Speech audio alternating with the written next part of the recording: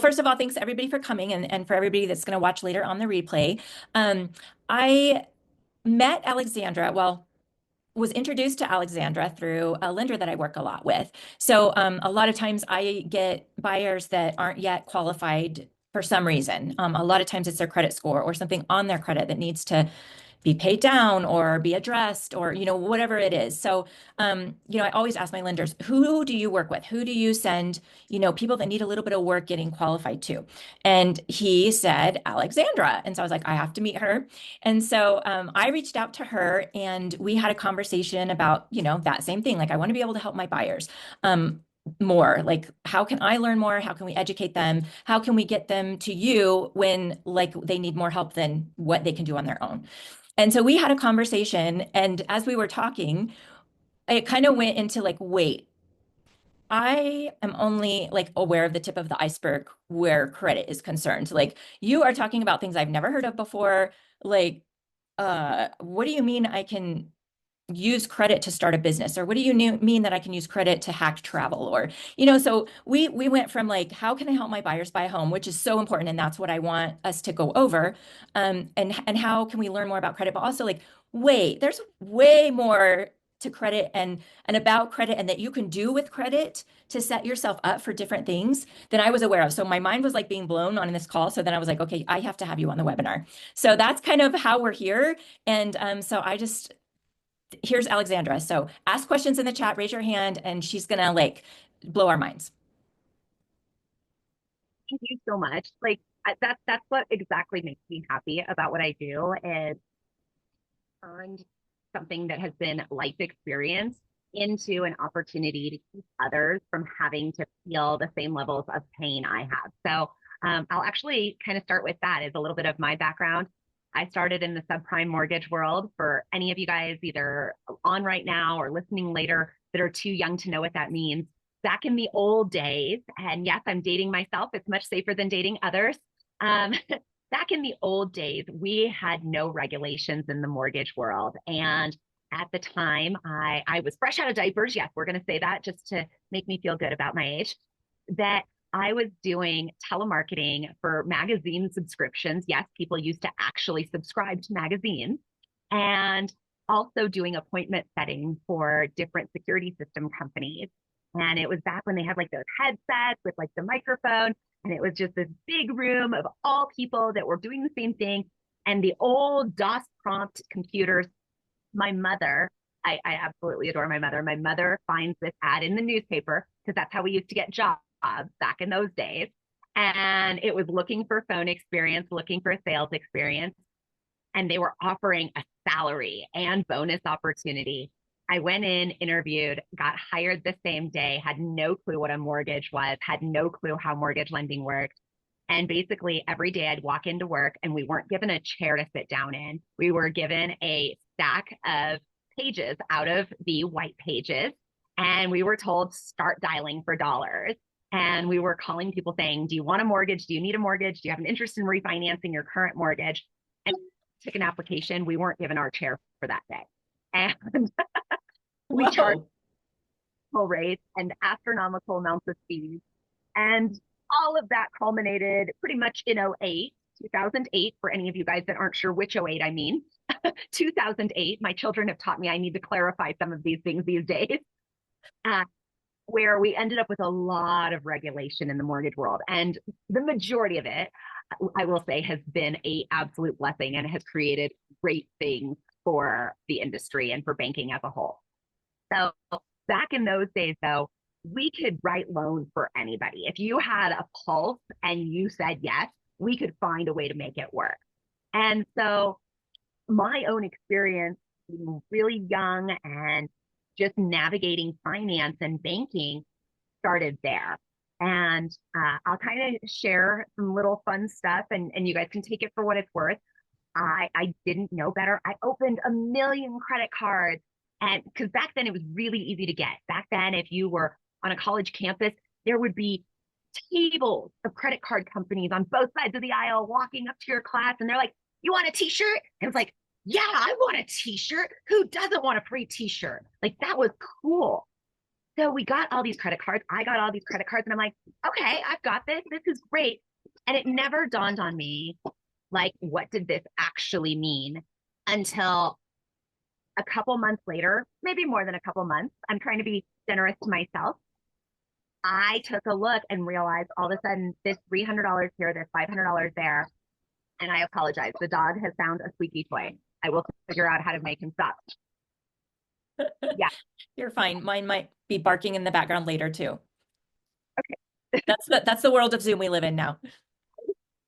So a couple months go by. I look at my bills and I realize I owe almost $80,000. And I just have this moment where I'm like, I didn't even realize.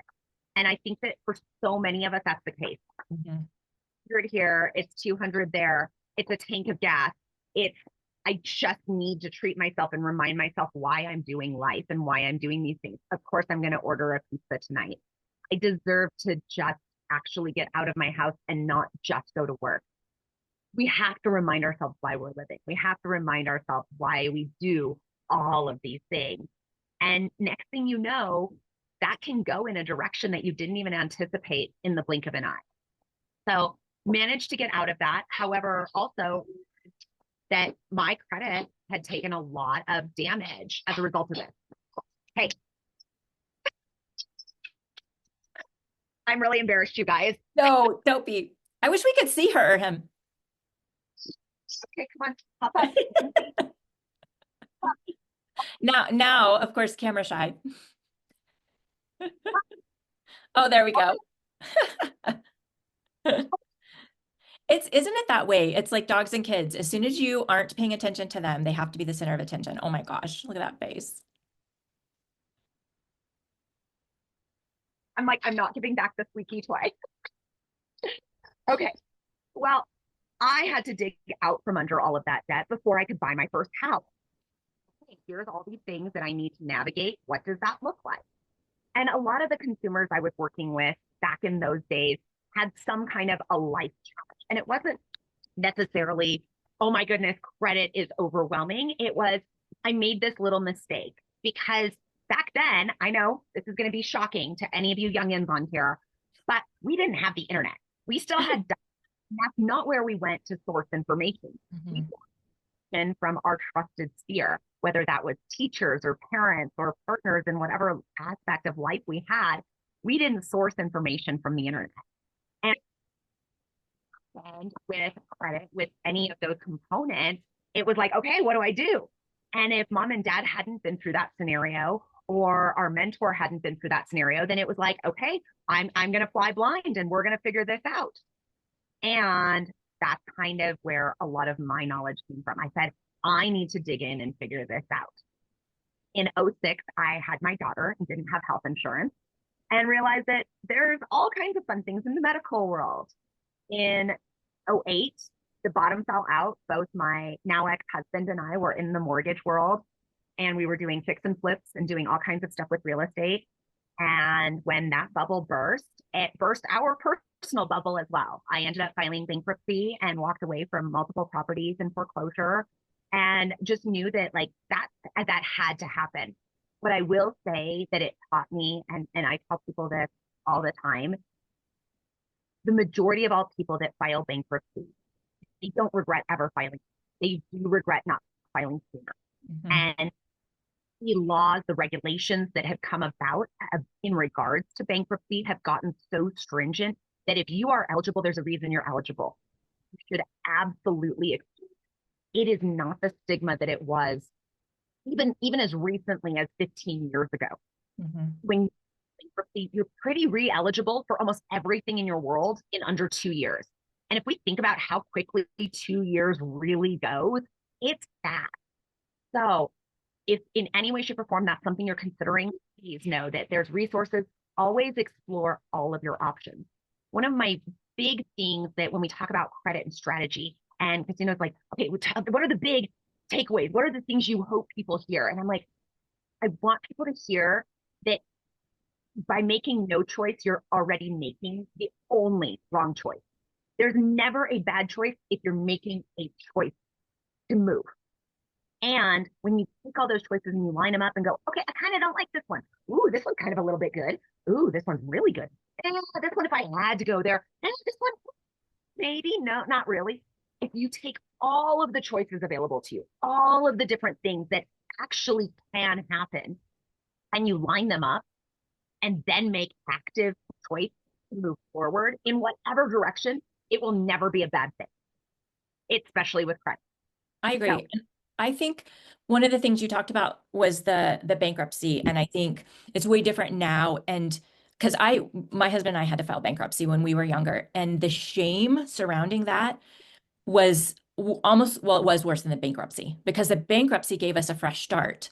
And but the shame that lingered was, and that, you don't want anyone to know, you're so ashamed because I was raised that you take care of your business. If you took out that money or you bought that, whatever, it's yours to pay back. And so that's what I love about working with my clients is that I never want them to feel shame. Like if we can't get them qualified now, it's okay. At least we know and we can create a path moving forward to work through those things. And I feel like because when I called the bankruptcy attorney finally in tears, he said, "You should have called me sooner, and you have zero, like you can't not file bankruptcy. Like you've already tried every single thing to keep yourself afloat, and the best thing we can do is to just give you a fresh start." And the weight that it took off of me was so unbelievable, minus the shame, but just to be able to start over. And we were able to buy our first home with just about 2 years later. I mean, I'd actually, if it's okay, I'd love to share a quick story from a young lady that I talked to. And this was right at the beginning of my credit career, which is now a little over 12 years solely in credit, not just banking and all of those other components, but really focus on the credit side. It was right at the beginning. And I had this young lady, and she's like, I've managed to not file. I've managed to not file for over 4 years. And I only owe $12,000. And I'm like, okay, let's look at the report. There's never anything from me other than let's start with looking at the report. And I looked at the report, and there's things that are in your report that often tell more of the story than what you necessarily want to share when you're kind of in your own space about it. Mhm. I'm looking at this report and I'm like, hey, you have kids. And she's like, yeah, I've got three. I'm like, okay. And it looks like either you're changing jobs pretty frequently. She's like, no, no, no, I work 4 jobs. I'm like, okay, how much time are you spending with your kids and sleeping and like actually having quality to your life? She's like, I can't remember when that might have been. And I'm like, okay, how would it feel if you had no bills but your rent and groceries? She's like, I don't even know what that would feel like. And then she stopped, pauses, and is like, I'd be able to breathe. I said, okay. And being able to breathe, what else does that create in your life? Where does that give you that opportunity to have these moments with your kiddos, to do whatever it is you need to do, to go back to school, to dream, to just explore what's possible? And she went and filed bankruptcy the following week and called me about 8 months later. And she's like, okay, how do I start from scratch? She's like, I actually can start from scratch. And it was so, it's just sat with me all this time. That she needed permission. And I have no place to give permission from, although she needed permission because of those stories and those things that we're taught and schooled at home, um, that often we let override our better judgment. And I will say, especially if it's not a trusted friend, family member, financial advisor, somebody who's been there themselves. If it's the internet, please, this will be tip number 2.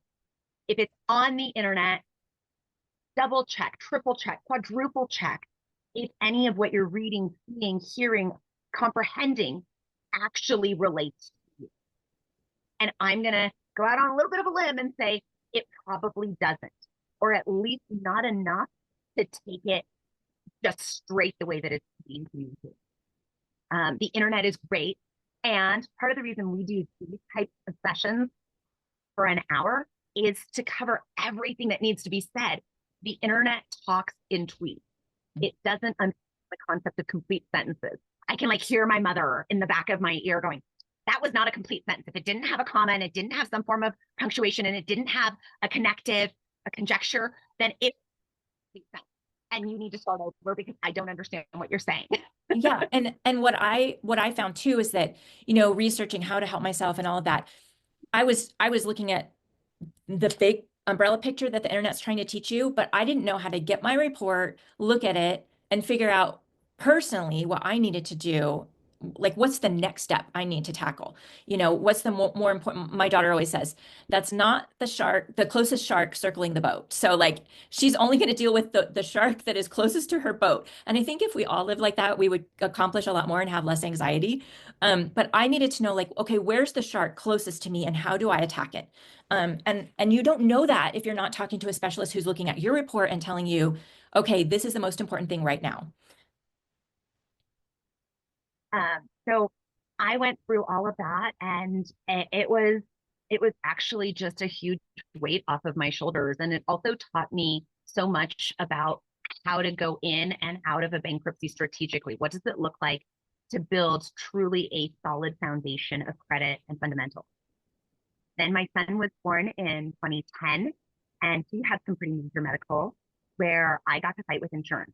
It was a little different. I had insurance at the time, and I don't know if any of you guys have ever heard of him, but he's got cochlear implants. He's legally deaf, and insurance told me that hearing was not medically necessary. And as a parent, I will allow you to draw your own conclusions about some of the choice, colorful vocabulary that projectile vomited from my mouth. Yeah. And I, as a parent, signed every single waiver that was put in front of me and said, yep, just, let's do what we need to do. Got him implanted, got him everywhere that he is today. And like, this technology blows my mind. That being said, according to my credit report, I had over $150,000 in medical debt as I fought through 4 rounds of appeals and finally won. However, here's the kicker. By the time I won, those bills had been sold, resold, sold again to collection agencies. And it now, instead of looking like $150,000, looked like almost half a million. And at that point, my credit had gone back down to being in the low 500s. And I couldn't use the equity in my home to pay my final bill, which was totally reasonable. Like it was barely over my copay. Like it was a super low amount. However, I couldn't raise my credit card limits. I couldn't use the equity in my house. All of these things that I should have had access to because of my credit score, I didn't. And that's the best lesson number 3. Always open up as much credit leverage, whatever that looks like. If you already own your home, a home equity loan. If you're contemplating getting a business, start that business and start building credit fundamentals. If you have great credit cards, but you feel really scared about overspending, allow them to raise those limits, but put some other preventative measures in place for yourself. Not the main thing that I'm getting at is before you need it, before you're in a point where life is coming at you, open up access to as much money that is not the cash in your account. And when I say cash in your account, I mean your retirement. I mean your actual IRAs, CDs, or even just your savings and like lottery tickets you've been hoarding for like that rainy day. Figure out any way you can to open up access, all of the money possible. And that's going to be different for each person, no big deal. But open it up every opportunity you get because when you need it is when you're not going to have access to it. And I think you can speak to this as well. Mm-hmm. Absolutely. Yeah. Yeah. Right now, because, we did our YOLO, we moved to Panama. Nothing worked out like we thought it would. We came back with very, very low credit. Um, you know, $300 in our bank account, and 2 weeks before my husband started his job, living with my mother-in-law's in her basement. Like, we had nothing. We had no choices then. And we needed just enough to breathe, but we didn't have any choices. And so I know a lot of people, and I agree too. Like, I'm a big I follow just, cash only and no debt and all of that stuff. And for some people, maybe that's like what they need to do. But I think if you're going to live in this world that we live in, unfortunately, we have to play the game. We have to play the credit score and the game of credit and what that looks like. Because then we have choices, and choices is what's so important. And I'm not saying get yourself in trouble at all, but have somebody like Alexandra that can walk you through how to do it properly and not put those limits in place so that you're not going to get in trouble with it. But so how would we even start doing that? Like say I have a 525 credit score and I have, something that's been sold to collections and, I'm wanting to buy a home, or maybe I just need to have a high enough score to be able to rent a place because they're going to run my credit. Where would I start? So I think the best place to start is actually reviewing the data. Very often we get caught up in this concept of, oh my gosh, this website's bad, that website's bad. I should only do Credit Karma. I should only do annualcreditreport.com. I should only get this from the bank. Let's take that out of the conversation. The main thing is all of the data is going to be the same. What I want you to put to the side is the score. Don't worry about the score initially because there's over 70 different scoring models in existence. Why is there so many different models? Why is it so different when we look on our banking app versus the Credit Karma app versus what the bank tells us we have? All of these things are different based on the risk level as well as the underlying underwriting criteria that any one of these institutions is applying to our data. The data itself is always the same. So we want to start with the data. What does that mean? That means pulling your report from wherever you feel most comfortable. And most of the time, my advice is wherever it's free. The best places that I like, and I say this with a grain of salt, I like them only because they're so user friendly to read, not because I condone or advocate or am affiliated with these companies in any way, shape, or form. One of them is Experian. I am going to warn you now. If you go on Experian.com and you get your report, they are going to solicit you. Why? Because Experian, Equifax, TransUnion, the actual data side of them, of what they are, is a for-profit business. They may have some baseline federal regulations. You guys, reminding you here now, you heard it from me. These are for-profit entities that make billions of dollars per year with a B. And when they make this money, all they're doing is charging for all the data coming in, all the data coming out. So again, any of these websites, any of these apps have to buy your data. They don't just get it magically from the web. That's called hacking. That is not legal. They are purchasing this information from the three major data warehouses, which are Experian, Equifax, TransUnion. Are there ancillary warehouses, LexisNexis, Check Systems? Yes, there are. And they still also source their information from those major three. Now, when you are going through on any app, on any site, again, for a good free one, I do like Experian. They have to offset this website and they offset all of the customer service and they offset purchasing this data. How do they do that? The most prevalent way that they do that is banner ads. And you're not going to click on a 600 credit score needed for this lovely credit card if you're at a 580. So they're going to give you the model that is most advantageous for whatever they're trying to sell you. One of my easy ways of remembering this is if you're looking at the dollars, follow the cents. Or if it doesn't make sense, follow the dollars. Because there's always someone's financial interest at heart. So we want to get this report. If you want the most comprehensive that'll give you all 70 of your scores and that will very rarely solicit you in any way, shape, or form that is super comprehensive, it's going to cost you about $50. My favorite, and this is the one that like I tell people truly, if you really want a picture, and I'm also going to clarify, it's one of the more fuzzy ones to read in a sense, just because it's going to give you a report this thick, is myfico.com. So okay. Myfico.com will give you every variation and it'll tell you for the auto world, here's your scores. For the mortgage world, here's your scores. For the credit card world, here's your scores. And it's really nice to be able to see that and to know that the data doesn't change. So we always want to start with a copy of credit report. That's step number one. Step number two is figuring out what is our goal and objective. If you have $5 million in the bank and you want to buy a couple $100,000 piece of property and just homestead and be perfectly happy and, have some sourdough and some chickens, please let me know. I'd love to buy some bread from you. And you probably don't need credit. Mm-hmm. And that's like, I love that you want to learn and you're more than welcome to ask me as many questions as you want.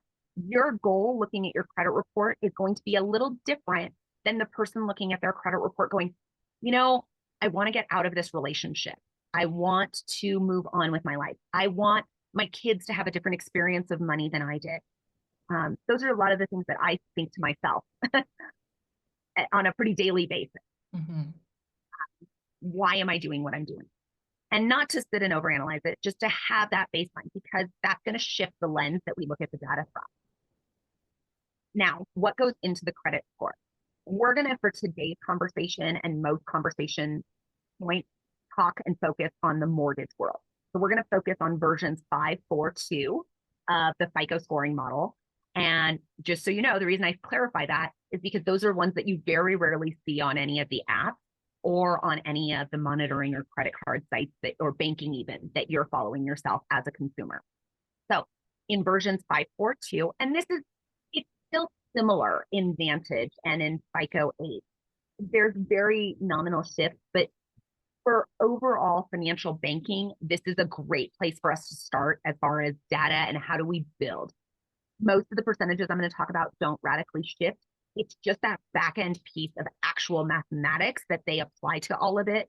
And it's that big picture of the people that we don't get to meet, that they've plugged numbers into a computer. And unfortunately, computers are taught to think much like my ex-husband was, the way he was programmed to. All zeros and ones. So what goes into your credit score? A lot of people think of credit as being very linear, and they're like, okay, cool, I know it's this percentage is in this category, this percentage is in this category, and very linear. I'm going to dispel that right now. Credit is not linear. We don't just have 35% of our score is payment history, and 30% of our score is our balances versus limits, and 15% of our score is going into our length of history, and 10% is types, and 10% is inquiries.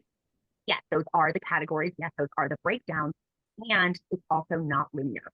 If it were linear, it would be more like school, where we would start our credit journey with a perfect 850, and then any movement we ever made, it would bring that score down. That's not real. If anybody here has ever either had an 850, please let me know, because in the real world of banking, 850 is the mathematical high constraint, 350 is the mathematical low constraint. They're not attainable. They are simply there to be able to run the equation, and you have to have a low and a high to be able to have the equation fall in between. I've seen an 847, and it blew my mind. But we don't start up here and work our way down.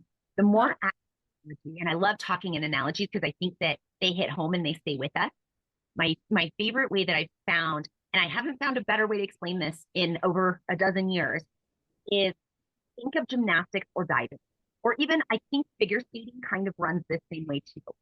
You can't get a perfect 10 if your degree of difficulty is a 6. I can't go to the Olympics. We're having the Olympics right now. Walk out onto the floor exercise, do a front rollover, do it perfectly, stand up, smile at the judges, and expect a perfect 10. They're going to be like, this was the halftime show. You have to have a Olympic level degree of difficulty to even have a 10 be mathematically possible. With credit. That 35% of your score, that's payment history, that's your execution. Did you nail the landing? Did you do it perfect? Did you smile? Did you keep your knees straight? Did you put your legs together? Did you execute in every way, shape, or form?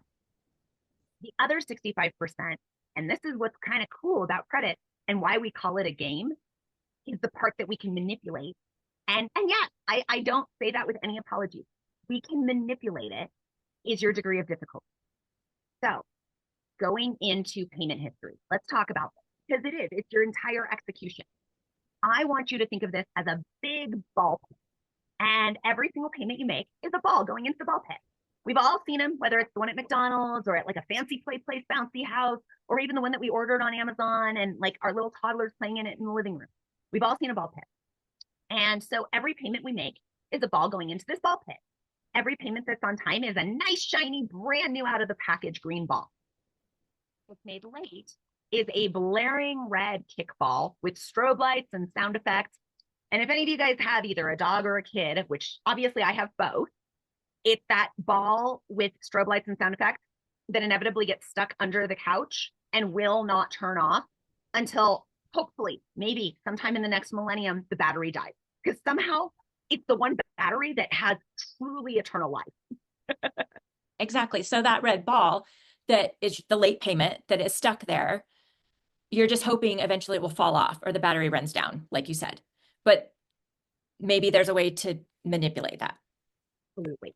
So the first thing that I love thinking about in this same ball pit is how many of us dig to the bottom when we get in there? Are we digging in just to make sure that there's no band-aids or missing socks or chapstick? No, we're there having fun and we just jump right in because what we see is the surface. Guess what?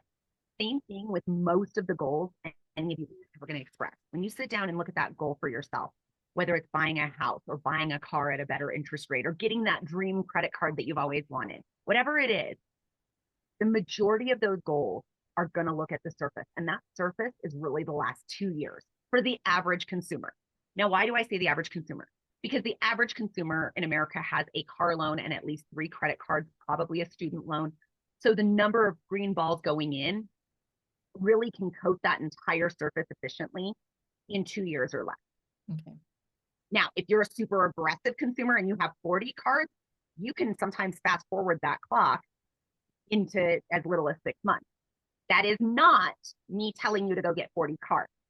That is simply me saying, though, that if you already have 40 cards and they've simply become inactive, where we've like maybe turned that light switch off on that green bubble, where maybe it's not depositing every month because it's just kind of sitting there in the waiting area, that's a really good, easy hack is to go ahead and bring activity back and really make that account more prominent, bring it back to that surface. One of the easiest ways to do this is if you have a student loan in deferral, to bring it out of deferral, make one payment, and oftentimes that can flood as many as 10 years, 15 years. So 10 years is 120 green balls dumping into this ball pit all in one shot. Huh. Okay. Okay. So the main thing with this, we can talk about it till we're blue in the face. I'm not going to bore you guys. You've all heard it. We want to make our payments on time. What does on time actually mean? It means under 30 days late. Why do I tell you guys that step 1 is the credit report? Because I want you to make a list. This is step 3. Step 2 was getting a goal. Step 3 is going to be make a list of all of your bills and highlight or red light. I like to do a red light because for me, it's a hard stop. Highlight or red light all of the accounts that are on your credit report. These are the accounts that no matter what, you do not want to pay more than 30 days late. Everything else that is on this list that isn't on your credit report is the stuff that you have wiggle room on. If you're having one of those months where bills are coming in, you're having one of those months where all of a sudden you needed to do a car repair, you needed to do whatever else life threw at you. Those are the bills that are not showing up that I want you to give yourself leeway and grace on. I get that that can sound daunting, and I'm super realistic that it is hard to come back from it. And if you have to pick and choose, having leverage, having choices, it's always going to be the best answer. So number 3, make sure you know which bills do report, don't report, and can make conscious decisions. Anything under 30 days late is not going to report negatively. And just because you pay a late fee, it is not the end of the world. I also, in this same scope of thought, want you to remember 2 things. Please sign up not to do statements and not to do electronic billing for at least the first 2 months of any new account or the first 2 months of living at a new address. Why? Because things fall through the cracks.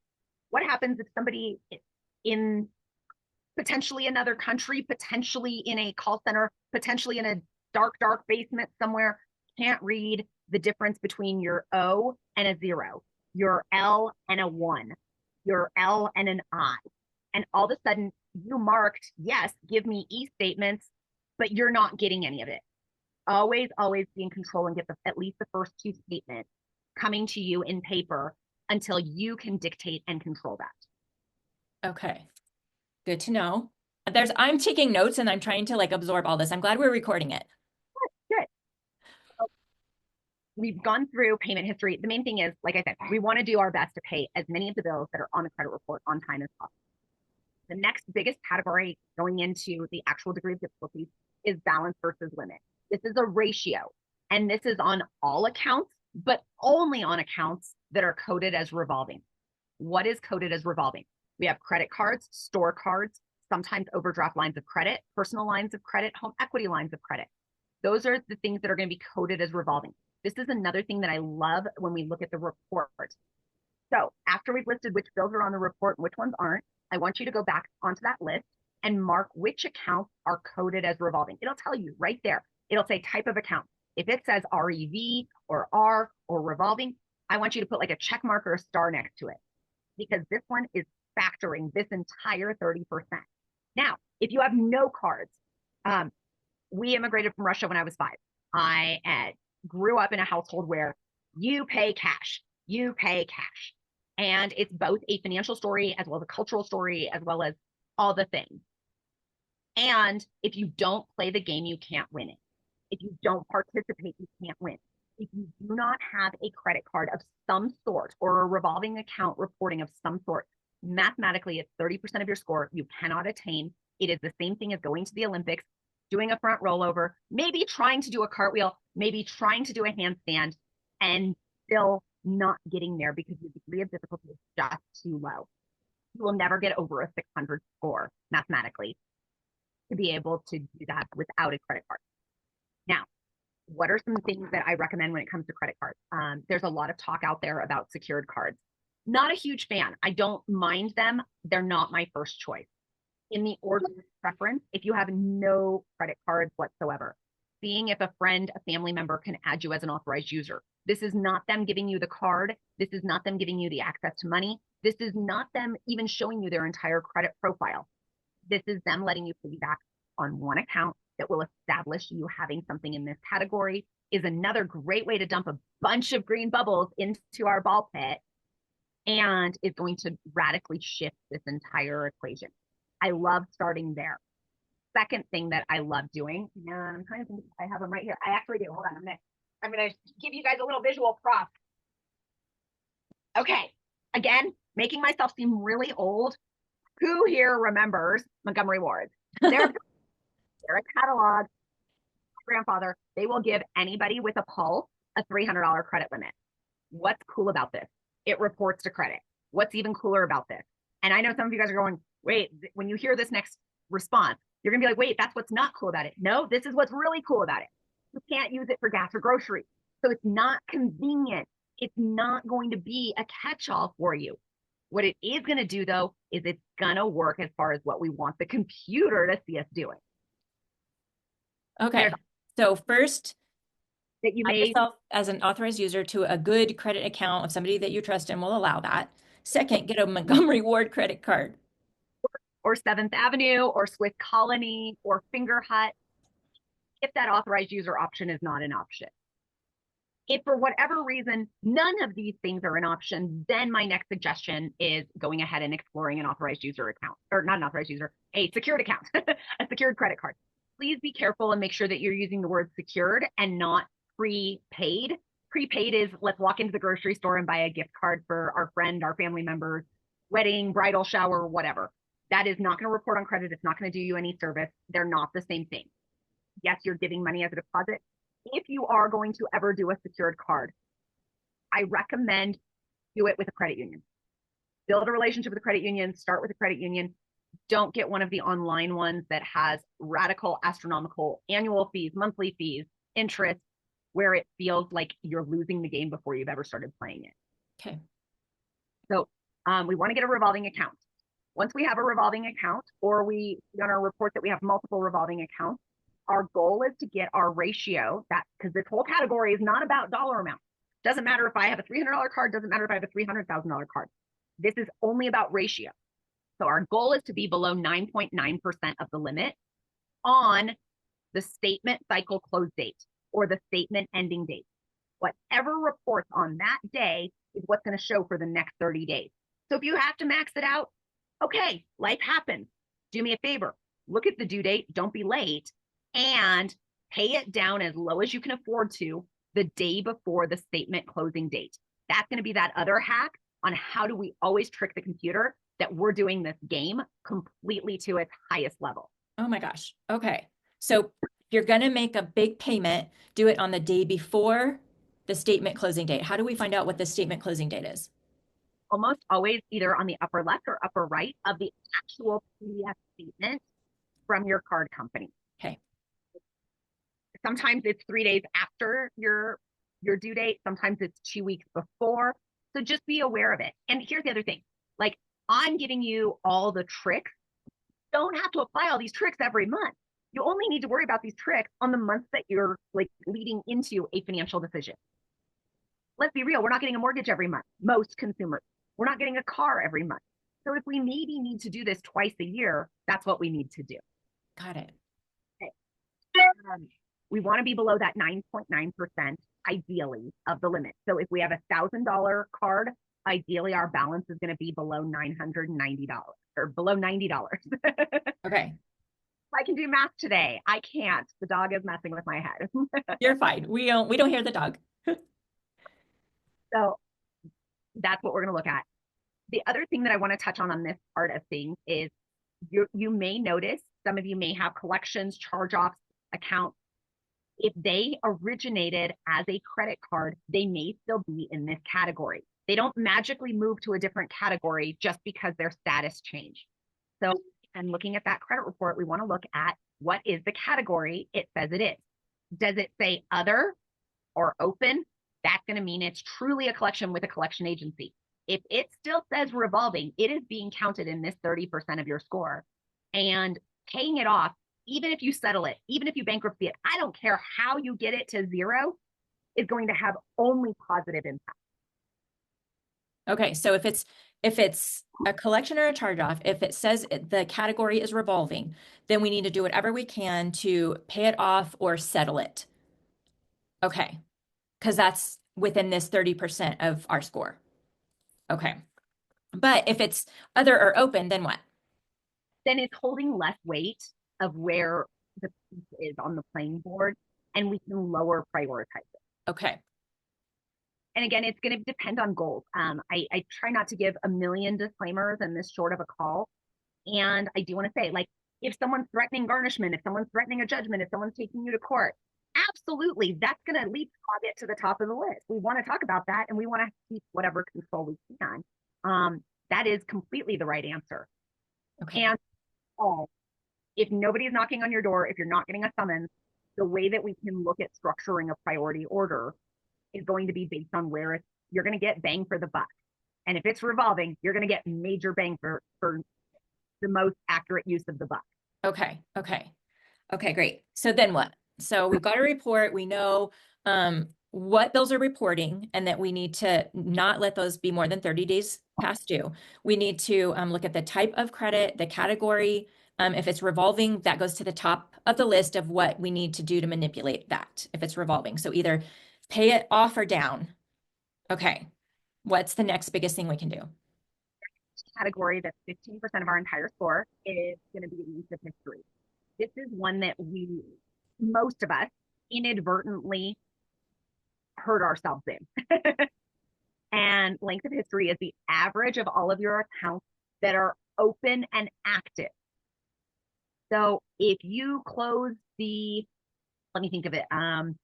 If you closed Macy's because you just kind of don't like going to Macy's anymore and you didn't want to risk identity theft. And so you closed the Macy's because you read on the internet, and the internet doesn't lie, that was a good idea.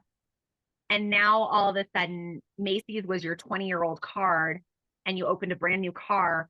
Instead of having a 10-year average, you have a 1-year average because this Macy's went bye-bye.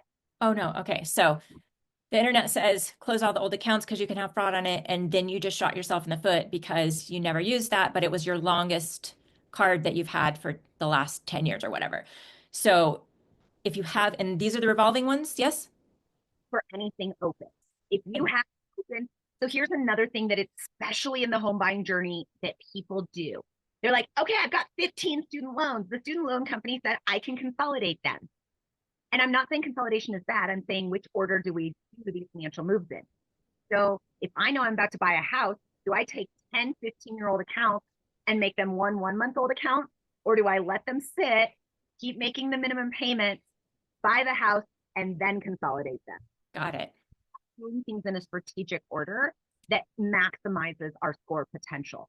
If you know you're about to buy a house, you know you're about to buy a car, you know you need to open a couple credit cards or whatever else for whatever reason, and there's no wrong reason. You need to be aware. Again, no wrong answer, just be aware Do I have something older to balance it? Do I keep this account that I don't love? Hey, I have accounts with a couple different banks, and I will not name names. I will simply say I really, really dislike these banks, really dislike them. And I keep them open. I make myself make a $15 purchase twice a year just to keep activity. A good trick to this, if you don't want to use the cards, is send them a payment when there's no payment due of like $30. They'll refund it to you in a paper check about 60 days later, but we still trick the computer. Again, computers, like my ex-husband, not very bright. It's okay. Oh my gosh. So, okay, I had no idea. Okay, that's cool. So even just make a payment that when you don't owe anything. Okay. You don't have to have debt. This isn't about debt. This is about how many things can you keep open, how many things can you play to our favor, to our benefit, because we know exactly what the Okay. Okay. What else? We have like 4 minutes before we officially end, and then I know you're going to hang out for questions about for a while afterwards. So what's like the other biggest thing? So next category, types of accounts. You guys, you don't need to worry about this. Think about it. There's four types of accounts: mortgage, installment, revolving, other. Each one's worth 2.5% of your score. So even if you had a perfect credit profile, 2.5% is nominal. It's you don't need to have a perfect execution and a perfect degree of difficulty to get all of the wonders of the financial world. You having a 740 credit score in 99% of all banking is just as good as having an 850. Everything goes in 20-point tiers. 740 is phenomenal. It gives you your gravy and your whipped cream and your icing and your sprinkles and your cherries on top and all the goodness. And the banks have already accounted for the fact that you don't have to have perfect degree of difficulty and perfect execution to have perfection. Please do not listen to the internet when it says, oh, go loan yourself $1,000 and pay it back at $70 a month for 2 years because you have to have an installment loan. No, you do not. I'm giving you permission. Look, I even have a permission wand. I grant you permission. You do not need to have an installment loan to have all of the opportunity in the financial world you could possibly need. So types of accounts, inquiries, types of inquiries, hard pull, soft pull, very simple. A hard pull is a request for money. Any and all requests for money are going to be a hard pull. There is no magic window. However, this 10% doesn't magically become 30 if you go car shopping and all of Car Row and let every dealership pull you 10 times. The 10% is the 10% is the 10%. So every inquiry is going to count for 1 to 5 points. Don't worry about it. You recoup it in under 6 months. Not the end of the world. You're going to have to pull credit to make a financial decision. A soft pull is only for informational purposes. So whether that's a pre-approval or whatever else, I am not a fan of soft pulls other than for us monitoring ourselves. Why am I not a fan? Because what happens if your credit card cycles the very next day, your mortgage lender pulls the day after that, and it was the day that you had already used your card? Now your score just dropped 30 points. It's not your lender's fault. I promise you, it's not your lender's fault. It's the timing of it. If you do a soft pull and you love it, you are owning it. It gives you everything you want. Make sure that you are doing that hard pull within 15 minutes of it. Okay. Wow. I feel like we've just like gotten to the very tip of the iceberg. There's so much more that you know that we don't know. So you guys, I'm definitely gonna let you know how you can follow up with Alexandra because she will do a free call with you to talk about your goals and if she can help you or not and how.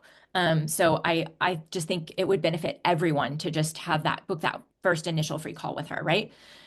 Um, I I just my mind is just blown. I have so many questions. So, does anybody have any questions? Raise your hand or just put it in the chat and somebody let me know that the group chat is disabled. Sorry, but you can still chat me and I can see your question. I would love to get some questions through here. Um, oh my gosh. So What so quick little recap. Like we now have the knowledge that anything in life can be overcome. We know that we need to have leverage. We know that we need to play the game to win it. And we also know about the good context of what goes into the score and where we should put our energy. So from here, there's so many about next level. How do we build? Where do we want to be? Where do we need to be? And that's where I think, was anything, did anything bring up specific questions for any of you how can we both serve you to the highest level of efficiency? Right. Yeah, because that's why we're here. I mean, we don't charge for these. We don't, we don't, it's just like, how can we learn together how to better position ourselves to build wealth? Um, and and it starts with credit. Unfortunately, we do have to play the game, as frustrating as it is. So if I am like I need to rent a place and I have a low score, or I'm looking to buy in the next few months, other than kind of what we've gone over as far as like the revolving credit and paying it down on our on the the day before it's reporting and all that stuff, what are the quickest ways to increase those scores? Or do we just need to reach out to you for you to look at our personal situation and say, this is what I need you to do next? This is the shark that we need to attack first. Stay goal centric. Like anything else other than saying let's stay goal centric and let's work through each person's scenario with them as it comes is going to be doing everybody here a disservice. And the only reason I say that is because your personal scenario could have something totally different. If you're going to rent an apartment or a house, there's 14 different repositories that have nothing to do with Experian, Equifax, TransUnion that are literally internal rental unit chat boards that I can't help you manipulate. Not because I don't want to, but because they're not regulated. And we as consumers, and even with what I do, can't reach in there and have a voice. So sometimes the answer, kind of like we talked about with bankruptcy, sometimes the answer is stop, regroup. What's my goal to get in and only live at this one apartment building? Okay, why? Is there other apartment buildings that we could be open to across the street, still in the same school district, still has great amenities, still whatever, but that doesn't chat on this chatter board? Let's focus on solving the actual goal, because I'm just gonna say it bluntly, nobody's real goal at the end of the day is having an 850 credit score. Right. What is No. Yeah, it's what do I want to do with my credit, or what is my goal? Yeah. So yeah, definitely I would say if you have goals or questions, let's book a call with Alexandra so she can dig into like your personal, like your report and what your goal is and how to attack it next. So we did have one question come through. Somebody has a $600 collection or charge off, and they're asking if they should go ahead and pay it off to get rid of the account. And I think it's probably based on if it's revolving. a couple things? First and foremost, again, what's your primary goal? Second question is, you know where your current credit score stands, and is there something that is going to shift the dynamic of? Number three is, what's your reality? Is $600 the difference between putting food on the table, or is it like, oh, that's just kind of sitting there? Number four, have they offered you anything? Have they reached out and offered you a settlement?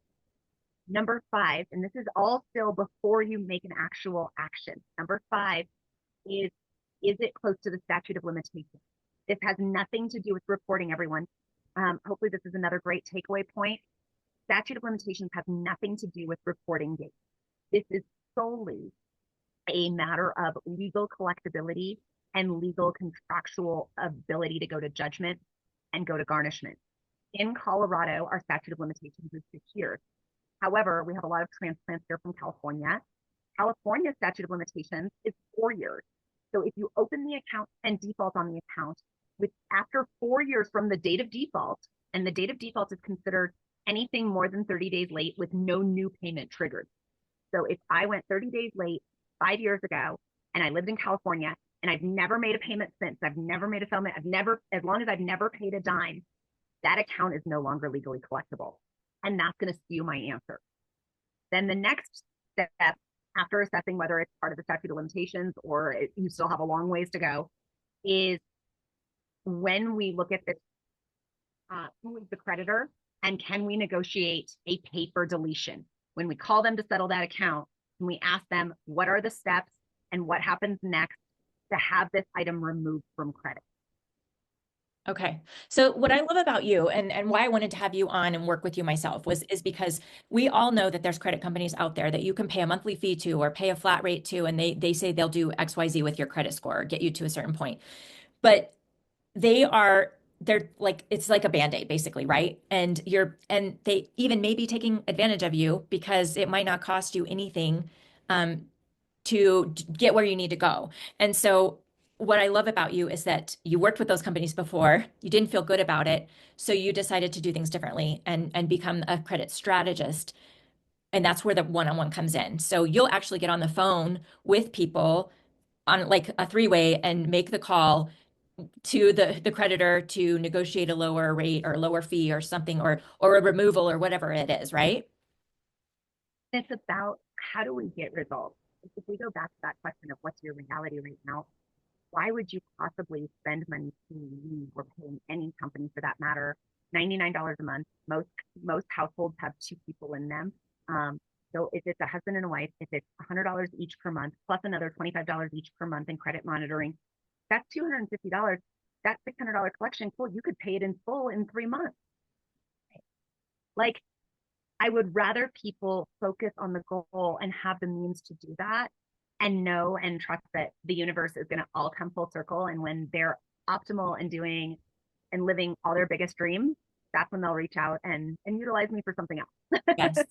Yes, no, I love that. You're amazing. And I love your heart because that's where mine is too. Like, I want people to be successful and I'm not going to do anything to stand in the way or cause harm to you meeting your goal, whatever that is. If it's buying a house, maybe it's not right for you to buy a house right now.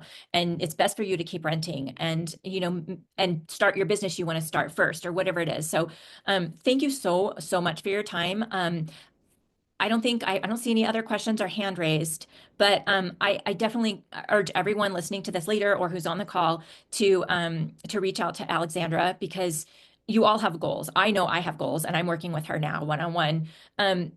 So whatever that goal is, reach out to her, and she'll tell you I can help you or I can't, or it's not worth it to pay me to help you go do this on your own or whatever. She's so helpful, and I just love your heart. So thank you for taking the time for being with us today.